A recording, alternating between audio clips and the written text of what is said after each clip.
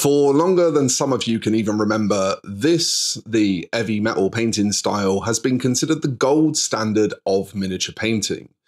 And the style has evolved over the years. But have you kept up?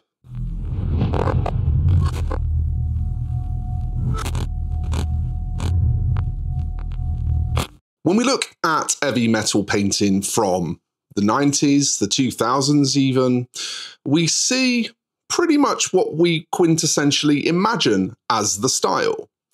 Very crisp, cleanly rendered work with a lot of edge highlighting, usually built up in 2 to 3 stages. But over the years, heavy metal and miniature painting as a whole really has evolved. And the big thing that both the heavy metal team and most painters who don't paint in that style have started to incorporate into their work is texture.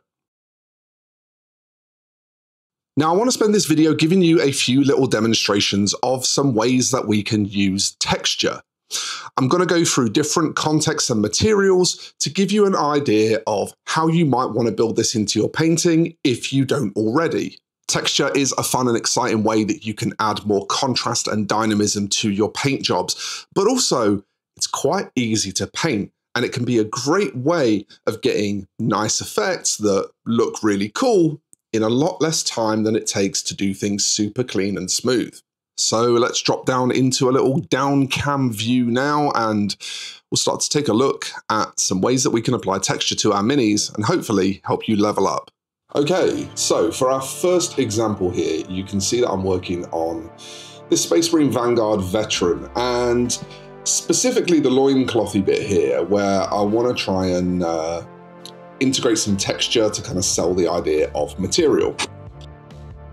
So we're going to paint a little, and I just want you to focus on the kinds of brush strokes I'm using rather than the colors or the placement or anything like that. I want you to look at just how kind of light and airy and scratchy and touchy the brush strokes are, as opposed to being real solid and even. I'm deliberately creating texture using diffusion. So in this case, what I'm trying to visually sell is a very rough material. And so as such, I'm creating that impression with just these really scratchy, gentle touches and thin lines so as to create the idea of roughness. Now, one thing that really matters when you're trying to create these kind of fuzzy cloth textures is that as you build up your highlights, you tend to want to shrink them at a little more of an extreme pace than you might otherwise, because you're not trying to create a soft transition. And so if you shrink your highlights too slowly, then you end up with a sort of natural smoothness that just comes from having a lot of color steps in the gradient. Because we have very few color steps in the gradient here, we create a lot of natural roughness and choppiness, and the eye doesn't try to blend for us, which is often a thing where when we're trying to create soft blends, what we're essentially trying to do is trick the eye into seeing something as being a much smoother transition than it actually might be. But in this case, we're trying to force the eye to take account of the roughness that we're putting in, because we want to create something that looks choppy and extreme. Another thing to consider is that if you want that rough texture that you've created to stand out even more, then actually employing some smoothness next to it creates a contrast which will again accent the roughness. So here what I'm doing is actually just applying some soft build-up of glazing into the areas that are shadows. And by having this smooth shadow against this really choppy textured highlight, it actually pushes the texture forward even more, makes it more visible, and reads even more in the way that we want it to. You know, it creates even more of an impression of that roughness, that scratchiness. And it's very, very easy to achieve this just with a really simple bit of glazing wherever you want a shadow to live. And you can see that with just a few stages of color buildup, we can get something that's got some really good range to it. Also reads very strongly of that rough, textural finish that we're trying to get.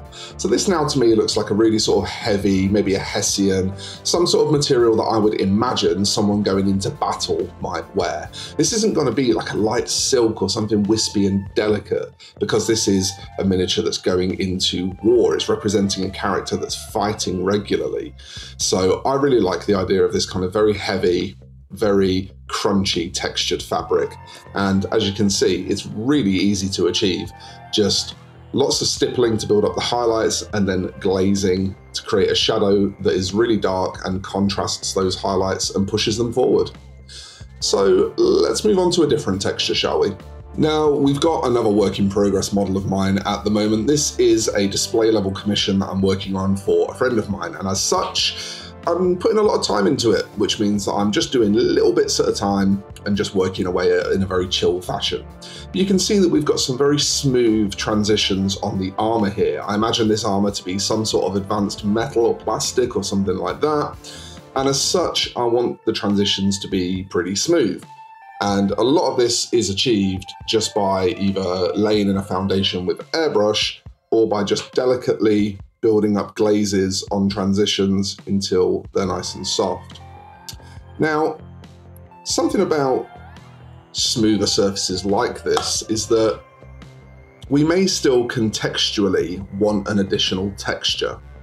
We're not necessarily satisfied to just have softness. As you can see on the breastplate here, although there is underneath everything a lot of softness, there's also a lot of scratchiness and a lot of hard edge.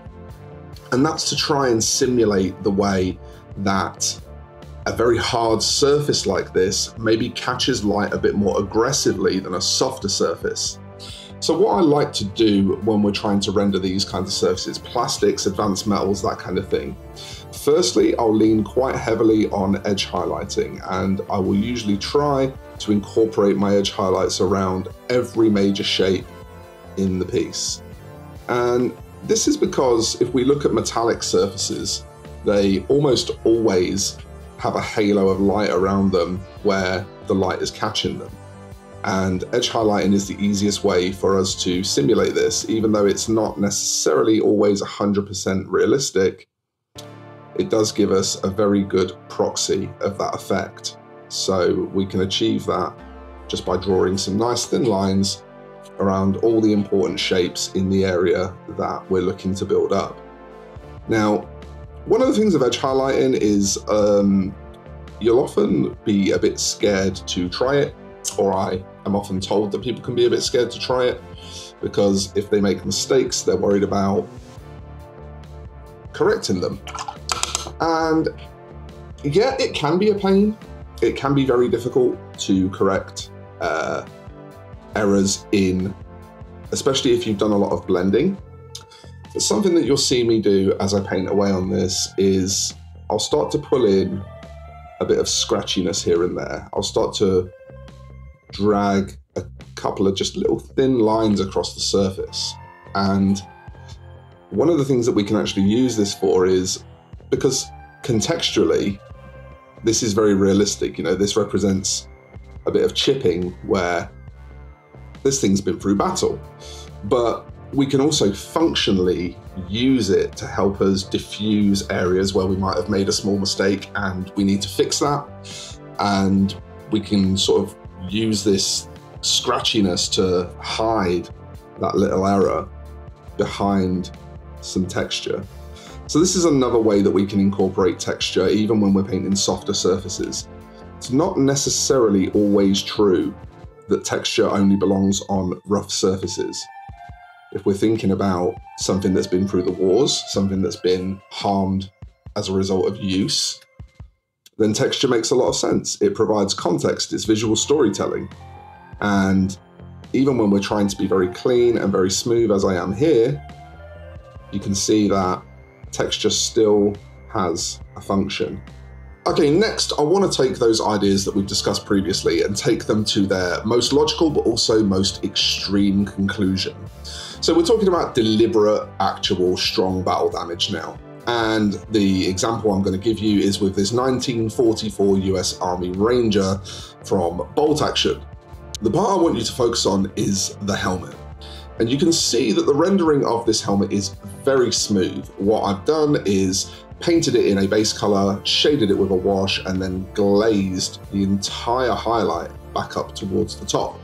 The highlight isn't very bright, and I don't want it to be very bright because these helmets in 1944 were painted with a very matte paint. And they were painted with a very matte paint because if you're designing army uniforms, you don't want your soldiers' heads to be bright and reflective because that's how you get soldiers shot in the head. But of course, these helmets, within just 1 or 2 battles, they would start to chip and wear, and there would be visible damage on them. And again, texture is a means by which we show damage when we're painting at such a small scale, by creating a gentle chipping texture, for example. So, on this green helmet, I'm going to start off with a very dark brown, and I'm going to think about areas where chipping would be likely to occur. The rim of the helmet, for example, very, very likely to pick up some chips. Let's say maybe we took a direct impact from a bullet at some point and the helmet's been hammered back out. So we'd have a little circle, roughly sort of circle-shaped chip. And then on the other side, let's go with maybe a graze. So that would be more of a longer chip that sort of tails off more at the end, where a bullet has just streaked through and not done any significant damage. Do a few more little edge chips, a couple more little smaller, less significant dotty chips. And we've sort of got a map now for where we're going to place chips on this model. Now, in this case, where we're using texture to simulate battle damage, it's not about integrating texture into another design in any kind of way. We're actually deliberately trying to focus on and highlight the texture now. So what I'm going to do is do something that will very deliberately draw a lot of attention to it. And the best way to achieve that is to highlight the damage itself. When we're talking about chipping on a metal surface like this, the smartest way that we can do that is by using a metallic paint, because that's going to catch the light. So within all of those chips that we've created, I'm now going to add inside those shapes a metal highlight. And what you'll see is that this goes from being brown paint on a green surface to looking very much like chipping really quickly.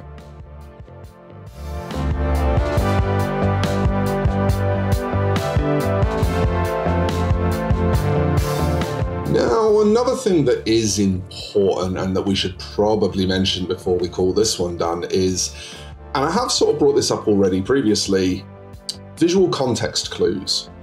When we're using texture to tell a story visually, it's important that we also provide some clues as to what that is, because when we look closely, we might be able to understand all of the elements that are going on, but we often view these miniatures from afar. So for example, if we were to assume that our US Ranger here, let's assume that this bullet mark here occurred fairly early into his tour of duty, but the model itself is later into that tour now. So what I'm actually going to do here is tell that story by having a little rust line leaking out from that bullet hole. And what I'm saying here visually is that when the helmet, when he's between missions and he's resting and the helmet is off and it's on the ground and maybe it's raining a lot and, so rust is building up. And it's really quite easy to tell that story just with a few little streaks of brown and orange. A simple 2-point texture of some brown and some silver now tells an entire story just by a little bit of addition of a visual context clue. So another thing I want you to think about when you're applying texture to your miniatures is why it's there, and if there are any other ways that you can enforce that idea of why it's there, so that from a distance, when people view the models at tabletop distance, it still makes sense without that close examination. This is going to be the final thing I talk about in this video, but I think it definitely is worth mentioning, and that is physical texture. So we're talking now about actual sculpted or physical texture and how we can utilize that. So you've all probably seen this before. I'd be very surprised if anyone that watches this video hasn't seen a GW texture paste pasted onto a base. And that's all I've done here. I've used a hairdryer, built up a couple of layers, got some nice sort of crackly texture in with some of the sort of smoother texture where it hasn't cracked. And there's a bit of textural variation going on there already, something that could pick up a dry brush, for example. And what I'm going to do now is just show you a series of clips as I add additional textures to this, so as to create something that is visually interesting. So bear with me just a minute or two, and you will start to see this build up.